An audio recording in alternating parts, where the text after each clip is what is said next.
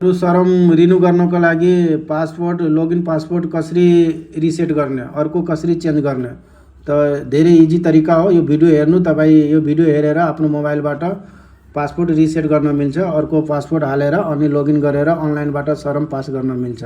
अनि त्यसको लागि के गर्ने, सबभन्दा पहिला कुनै इन्टरनेट ब्राउजर ओपन गर्ने, जसरी म ओपन गरिरहेछु। अनि ओपन गर्ने अनि गुगलमा सर्च गर्ने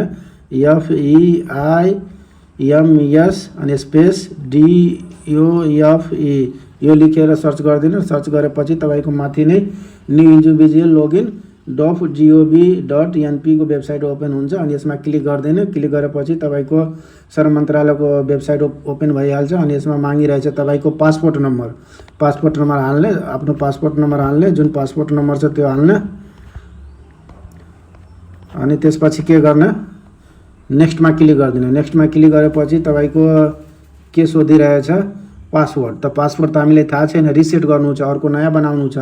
त के गर्ने, फर्गेट पासवर्डमा क्लिक गरिदिनु। यसमा क्लिक गरेपछि तपाईको अर्को पेज ओपन हुन्छ। तपाईको पासपोर्ट नम्बर आउँछ, नाम आउँछ, अनि त्यसपछि डेट अफ बर्थ अनि पासपोर्ट इस्यु डेट दुईटै मागिरहेछ। अनि डेट अफ बर्थ हाल्ने, आफ्नो जन्ममिति हाल्ने, पासपोर्टको हिसाबले जुन पासपोर्टमा लेखेको हुन्छ त्यो सेम हाल्ने।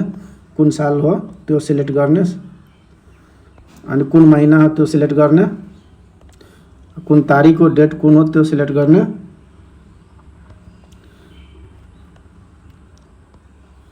अनि त्यसपछि पासपोर्ट इस्यु डेट लेख्ने, कुन सालमा पासपोर्ट इस्यु भएछ बनेछ त्यो लेख्ने। अनि कुन महिनामा हो त्यो महिना सिलेक्ट गर्ने, कुन तारिक हो तारिक सिलेक्ट गर्ने, डेट सिलेक्ट गर्ने। अनि त्यसपछि आफ्नो मोबाइलमा दिएको क्याप्चा कोड छ त्यो क्याप्चा कोड लेख्ने सेम।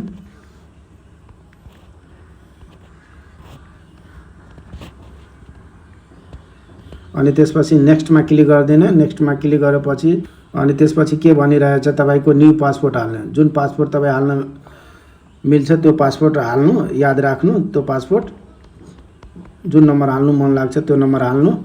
अनि सेम तल पनि सेमै नम्बर हाल्नु।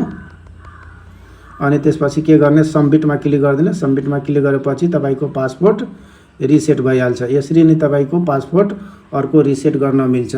भिडियो राम्रो लाग्यो भने लाइक गर्नु होला।